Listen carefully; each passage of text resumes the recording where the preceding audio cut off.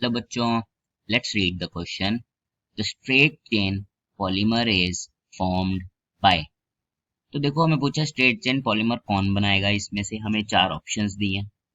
तो देखो सबसे पहला की कॉन्सेप्ट क्या है इस क्वेश्चन का, हमें पता होना चाहिए कि स्ट्रेट चेन पॉलीमर होते क्या है। पॉलीमर दो टाइप के मिल जाते हैं हमें, जैसे मेनली या तो ब्रांच्ड होते हैं, ओके, या तो स्ट्रेट चेन, ओके। तो अगर हम देखें ब्रांच्ड हमारे कैसे होंगे कि जैसे समझो ये कार्बन, यहाँ कार्बन कार्बन, आगे भी इसकी ब्रांचेस होती हैं, ओके, ठीक है। यहाँ से चले जाएगा या नीचे को चला जाएगा, इस तरह से उसकी ब्रांचेस होती हैं। लेकिन जो हमारी स्ट्रेट चेन होती है अगर हम उसमें देखें तो वो डायरेक्ट चलती है ऐसे, उसमें ब्रांचेस नहीं होती। तो देखो ये चार ऑप्शन है हमारे पास, और अगर हम देखें हमारा आंसर, तो हम फर्स्ट ऑप्शन ही हमारा आंसर है कि hydrolysis of CH3 twice SiCl2 followed by condensation polymerization। देखो हम देखते हैं कि हमारा फर्स्ट ऑप्शन ही आंसर क्यों है। तो अगर हम इसका मैकेनिज्म देखें एक तरह से, तो हमारे सबसे पहले तो देखो क्या दिया है, CH3 twice SiCl2। तो देखो जब भी हम रिएक्शन कर रहे हैं हमें पता भी होना चाहिए इसका नाम क्या है। तो हम इसको बोलते हैं डाई मिथाइल क्लोरो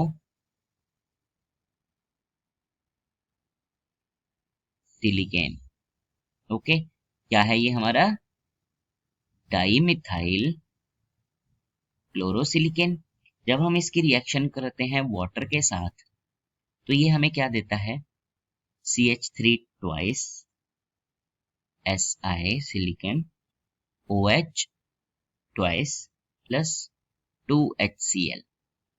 देखो तो क्या होता है, ये इसका स्ट्रक्चर कैसे बनता है हमारे पास, जो हमारे पास ये सिलिकॉन होता है यहाँ पे, यहाँ CH3 CH3, यहाँ पे OH और यहाँ पे दूसरा OH। तो होता क्या है हमारे पास, जब एक और मॉलिक्यूल इसी चीज का हमारे पास आता है, Si CH3 OH OH, तो क्या होता है कि ये वाटर यहां से निकल जाता है। तो उसके कारण जो हमारे पास बनता है वो एक स्ट्रेट चेन पॉलीमर टाइप बनना शुरू हो जाता है।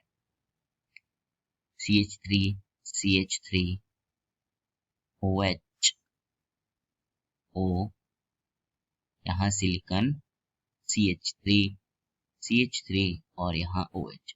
ऐसे ही ये आगे से आगे यहाँ पे भी अगला जब आएगा मॉलिक्यूल, उसके साथ वाटर निकल जाता है, इधर भी वही चीज होती है। तो इसके कारण ये एक स्ट्रेट चेन पॉलीमर बनता जाता है, कोई भी इसमें ब्रांच नहीं आती। ठीक है, तो हमने देखो इस क्वेश्चन में क्या क्या सीखा। हमने सीखा कि हम स्ट्रेट चेन पॉलीमर किसको बोलते हैं, कि जिसमें हमारे पास कोई भी, जैसे यहाँ पे ए डायरेक्ट है, तो अगर ऐसा हो जाएगा, हमारे पास समझो ये है, अगर हमारा यहाँ एक ए है, इसके आगे एक ए निकल गया, यहाँ भी निकल गया, तो ये इसकी ब्रांचेस हो जाती हैं, ओके, ठीक है। तो ये नहीं होना चाहिए, दिस इज रॉन्ग, हमें चाहिए स्ट्रेट चेन। और जो हमारा फर्स्ट ऑप्शन ही है, हाइड्रोलिसिस जब हम इसकी करते हैं और फॉलोड बाय कंडेंसेशन पॉलीमराइजेशन, तो उसके कारण, कंडेंसेशन मतलब कंडेंस करना उसको, तो जब कर रहे हैं हम, तो उसके कारण जो हमारे पास आ रहा है वो हमने स्ट्रेट चेन एक तरह से पॉलीमर देख लिया। ये आगे से आगे बढ़ता ही जाता है, जैसे जैसे हमें इसके और मॉलिक्यूल मिलते जाएंगे, वाटर निकलता जाएगा और ये चेन्स जुड़ती जाएंगी। I hope you understand it well.